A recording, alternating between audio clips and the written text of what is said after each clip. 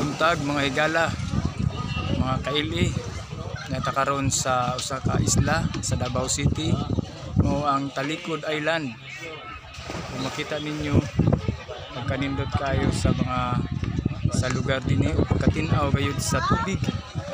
So kung inya na matikdan ninyo mga higala nga naatay suot karon nga life vest nga maong makahatag sa tuag safety sa tuang pagbiyahe o paglangoy samtang kita naa dinhi sa dagat. So kung gikapoy na taglangoy pwede ta makapalutaw o biya tayo paibabaw dinhi nga life vest. Sama usab kang Jesus mga kaigsunan, mga kaigala, mga kaili nga kung gikapoy na taglangoy sa dagat sa mga kalapasan kasalanan atong isulod si Jesus. Kita ang andam niya nga luwason ug andam niya